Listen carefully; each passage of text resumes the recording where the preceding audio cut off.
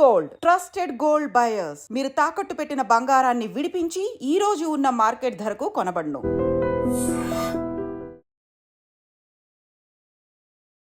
Welcome to I Dream. నేను మీ భవ్య. అప్పుల్లో మంచి అప్పులు ఉంటాయి, చెడ్డ అప్పులు ఉంటాయి. అప్పులు బాగా పెరిగిపోతే వాటిని తీర్చుకోవడం ఎలా, తగ్గించుకోవడం ఎలా, ఈ డీటెయిల్స్ మనతో చెప్పడానికి చాలా ముఖ్యమైనది మనకి. మరి ఇవన్నీ తెలుసుకోవాలంటే వీడియో మొత్తం చూడండి. వీటిని చెప్పడానికి మన ముందు mutual fund distributor Bonigala Solomon sir ఉన్నారు. సార్ని అడిగి డీటెయిల్స్ తెలుసుకుందాం. నమస్తే సార్, ఎలా ఉన్నారు సార్? నమస్తే అమ్మా భవ్య, బాగున్నానమ్మా. సార్, మా మిడిల్ క్లాస్ ఫ్యామిలీస్కి, కామన్ మ్యాన్కి, వీళ్ళందరికీ ఒక మంచి సమాధానం ఇస్తారేమో అని వెయిట్ చేస్తూ అడుగుతున్న ప్రశ్న సార్. అసలు అప్పులు తీర్చుకోవడం ఎలా? అసలు మంచి అప్పులు, చెడ్డ అప్పులు అంటే వాటిని వ్యత్యాసం ఒకసారి చెప్పగలరా సార్? మా మంచి క్వశ్చన్ అడిగామమ్మా భవ్య. మన మిడిల్ క్లాస్, నేను కూడా మిడిల్ క్లాస్ సార్. ఓకే అమ్మా, ఇప్పుడు చూడండి అమ్మా, మన ఎపిసోడ్ ద్వారా ఫినాన్షియల్ అవేర్నెస్ ప్రజలకు ఇవ్వాలని గత కొన్ని నెలలుగా ట్రై చేస్తున్నాం. ఇప్పుడు చూడండి అమ్మా, అప్పుల్లో 2 రకాలు ఉంటాయి, మంచి అప్పు, చెడ్డ అప్పు. అవును. నేను చేసిన అప్పుని నేను నా కష్టార్జితం ద్వారా కానీ నా జేబులో నుంచి నేను సంపాదించిన డబ్బు ద్వారా కడితే దాన్ని చెడ్డ అప్పు అంటారు. మంచి అప్పు అంటే ఏమిటంటే నేను చేసిన అప్పు కోసం వేరే వాళ్ళు కట్టాలి. ఓకే, అది మంచి అప్పు. అంటే నా కోసం వేరే వాళ్ళు ఈఎంఐ కట్టాలి, అది మంచి అప్పు. ఓకే, కానీ అది ఎలా సార్? ఓకే అమ్మా, ఇప్పుడు చూడండి, మంచి అప్పు వల్ల నాకు వెల్త్ క్రియేట్ అయింది, ధనం సమకూరుతుంది. అవును. చెడ్డ అప్పు నన్ను పేదవాడిగా తీసుకెళ్తుంది, నన్ను పేదవాడిని చేస్తుంది. ఇప్పుడు మనం చెడ్డ అప్పు అని ఏం చెప్పుకుంటామంటే క్రెడిట్ కార్డ్ డ్యూస్. అంటే క్రెడిట్ కార్డ్ డ్యూ ఏ నెలకు ఆ నెల కట్టేస్తే ఓకే, ఓకే. కానీ ఏ నెలకు ఆ నెల కట్టకుండా మినిమం పేమెంట్ కడితే అది 36%, 48% అట్లా 3 రూపాయల వడ్డీ, 4 రూపాయల వడ్డీకి తీసుకెళ్తూ ఉంటుంది చెడ్డ అప్పు. ఏ నెల కానెలు కడితే కూడా మన తాతకు మించి చేసే అప్పు మళ్ళీ కట్టడం కోసం వేరే చోట అప్పు చేస్తే అది చెడ్డ అప్పు. తర్వాత కన్జ్యూమర్ లోన్స్ అంటే వస్తువులు మనం మన దగ్గర డబ్బు ఉంచుకొని ఒక ప్లానింగ్ ప్రకారం కొంటే ఓకే. జనరల్గా కన్జ్యూమర్ లోన్స్ ఇస్తున్నారు కదా అని మనం ఏం చేస్తామంటే ఎక్కువ అప్పులు తీసుకుంటుంటాం. కన్జ్యూమర్ లోన్స్, కార్ లోన్స్ కూడా చెడ్డ అప్పులే. ఎందుకంటే మనం 5 ఏళ్ళలో 7 ఏళ్ళలో పెట్టుకుంటాం అనుకోమా ఈఎంఐ ద్వారా. మన ఈఎంఐ తీరేలోపు కారు విలువ పెరగపోగా తగ్గుతుంది. అవునవును సార్. సో కారు అప్పు కూడా చెడ్డ అప్పే. హై ఎండ్ కారు తీసుకుంటే ఇంకా చెడ్డ అప్పు. అవును. ఓకేనమ్మా. అయితే వీటిలన్నిటిలో పోలిస్తే ఈవెన్ హౌసింగ్ లోన్ అప్పు కూడా నేనే కడితే, హౌసింగ్ లోన్ కూడా నేనే తీసుకొని నేనే ఈఎంఐ కడితే ఒక విధంగా చెడ్డ అప్పే. కాకపోతే ఇక్కడ మనం ఇల్లు కొనుక్కోవద్దు అని అనట్లేదు. హౌసింగ్ లోన్ మనకు తృప్తిని ఇస్తుంది కాబట్టి మనకి ఇల్లు లేకపోతే మనం కొనేది మొదటి ఇల్లు అయితే సమ్వాట్ వీటిలన్నిటితో పోలిస్తే హౌసింగ్ లోన్ మంచి అప్పు. అయితే మన యొక్క ఈఎంఐ హౌసింగ్ లోన్ టెనెంట్ కట్టాడు అనుకోమ్మా, మనం కట్టకుండా. అంటే మనం ఎక్కడన్నా రెంటల్ ప్రాపర్టీ వచ్చేలాగా, కమర్షియల్ రెంట్ వచ్చేలాగా తీసుకొని మనం కట్టకుండా మనమేమో బ్యాంకు ద్వారా ప్రాపర్టీ తీసుకుంటాము.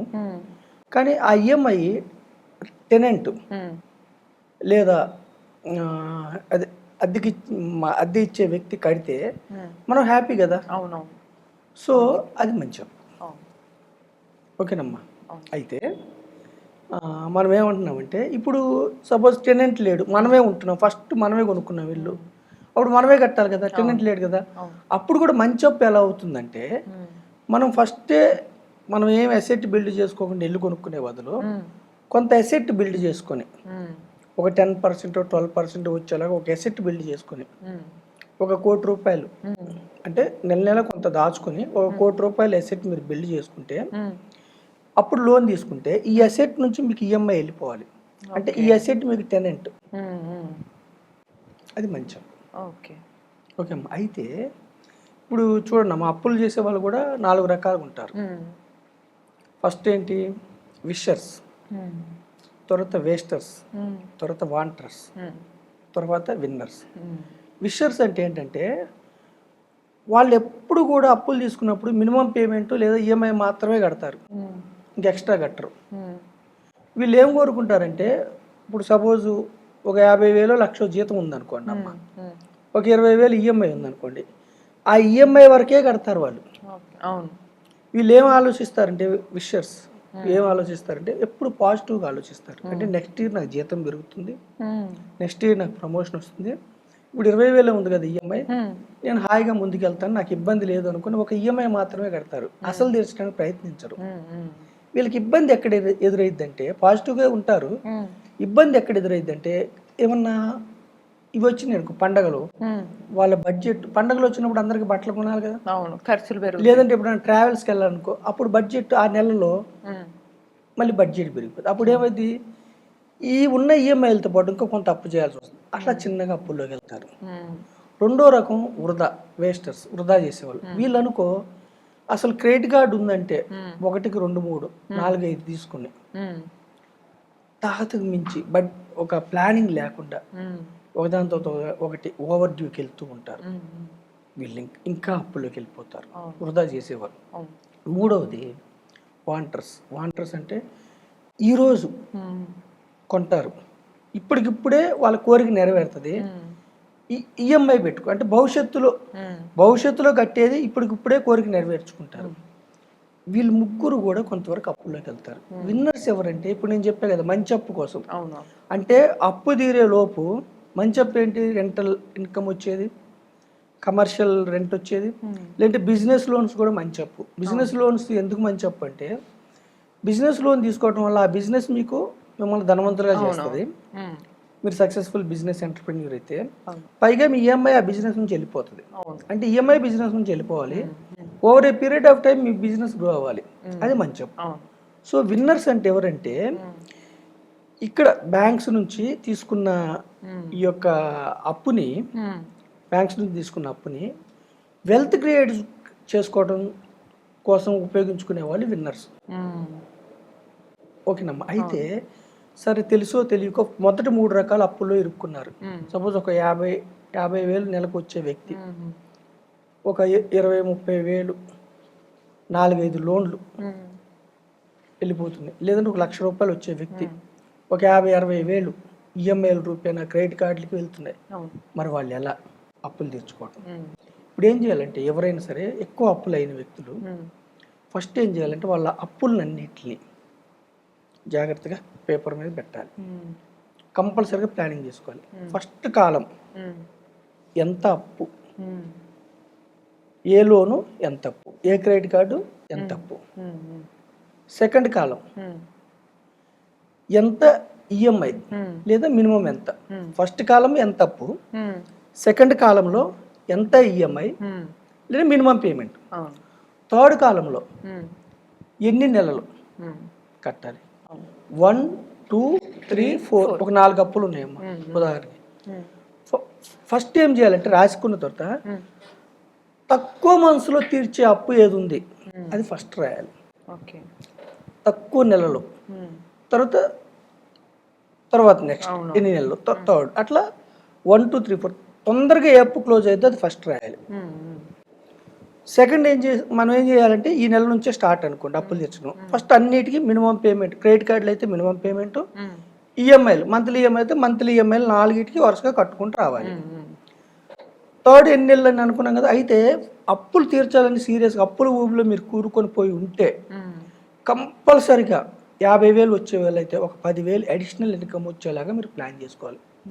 ఈ రోజుల్లో 10,000 ఎక్కడ ఏ పని చేసినా మీరు 10,000 సంపాదించవచ్చు అడిషనల్ ఇన్కమ్. ఏ విధంగా అయినా ట్యూషన్సా ఇంకొకటి ఏ విధంగా 10-15,000 అడిషనల్ ఇన్కమ్ వచ్చేలాగా మీరు ప్లాన్ చేసుకోవాలి.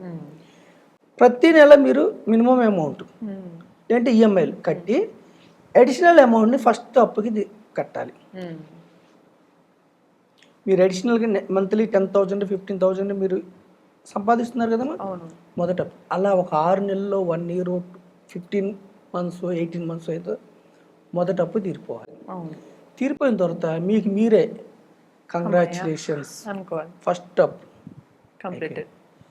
సెకండ్ అప్పు నుంచి మళ్ళీ ఏం చేయాలి, ఫస్ట్ అప్పు కట్టిన మినిమం అమౌంట్ లేదా ఈఎంఐ అడిషనల్ అమౌంట్ మళ్ళీ సెకండ్ అప్కి మినిమం ఉంది కదా, ఇది సెకండ్ అప్కి స్టార్ట్ చేయాలి. ఓకేమ్మా. ఇది కూడా ఒక 6 నెలల్లో 1 year 18 months మీరు ప్లాన్ చేసుకోవాలి, తీర్చేయాలి. అంటే అడిషనల్ ఇన్కమ్ వచ్చే పనిని మీరు ఆపకూడదు.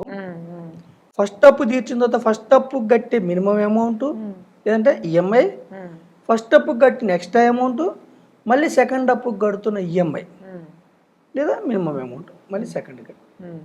ఇది కూడా ఒక 1 yearకి ఏమో కంగ్రాచులేషన్స్. తర్వాత ఫస్ట్ అప్పు కట్టిన మినిమం అడిషనల్ అమౌంట్, సెకండ్ అప్పు కట్టిన మినిమం అడిషనల్ మళ్ళీ థర్డ్కి, ఫోర్త్కి. ఇలా మీరు ఒక 2-3 ఏళ్లలో అప్పుల నుంచి బయటపడవచ్చు ప్లానింగ్ చేసుకుంటే. కానీ బట్ సీరియస్, వెరీ సీరియస్. 4 అప్పులు ఉన్నాయి, 4 అప్పులు తీర్చిన తర్వాత 5th అప్పు ఇక మీకు అప్పు లేదు, కానీ మీకు మీరే అప్పు అనుకోండి.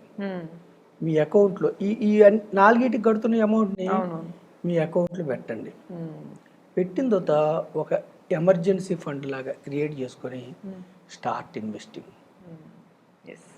ఒక 1-2 years మీరు ఇన్వెస్ట్మెంట్ మొదలు పెడితే మీకు భరోసా వస్తుంది, ఆర్థిక భరోసా వస్తుంది. ఓకేమ్మా.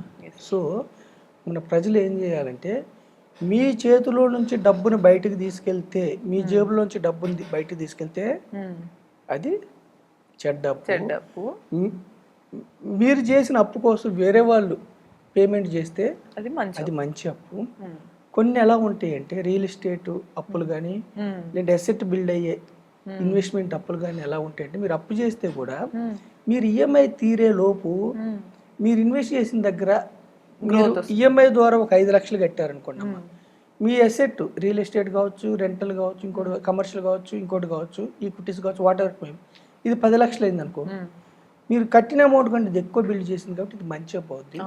ఈ డిఫరెన్స్ని మీరు తెలుసుకొని ఒకవేళ అప్పుల ఊపిలో మీరు కూరుకుపోయి ఉంటే జాగ్రత్తగా మీరు పేపర్ మీద పెట్టి ఒక చిత్తశుద్ధితో మీరు తీర్చుకోగలిగితే తీర్చుకోవచ్చు. అయితే ఇక్కడే మనం ఎందుకు తక్కువ మనసులో తీరే అప్పును ముందు చెప్పామంటే మీకు భరోసా వస్తుంది, కంగ్రాచులేషన్. అయితే ఇక్కడ బరువు కూడా తగ్గుతుంది. తక్కువ మనసు తీరే అప్పు కాకుండా ఒక్కొక్కసారి ఎక్కువ ఇంట్రెస్ట్ రేట్ ఉన్న అప్పును కూడా ముందు తీర్చడం ప్లాన్ చేయొచ్చు. పర్సన్ టు పర్సన్ డిఫరెన్స్ ఉంటుంది. ఈ యొక్క డిఫరెన్స్ని అర్థం చేసుకుని ప్రజలు అప్పుల ఊబి నుంచి బయటికి పడాలని మీ ద్వారా నేను కోరుకుంటున్నాను. సూపర్ సార్, చాలా క్లియర్గా చెప్పారు. సో చూసారు కదా, మనకి అప్పులు ఉండడం ఓకే, ఉన్నప్పుడు గాబరా పడి ఈ కన్ఫ్యూజన్ వల్ల ఈ క్లారిటీ అనేది మిస్ అవుతాం. దాన్ని ఎలా చేయాలని సార్ చాలా డీటెయిల్గా చెప్పారు.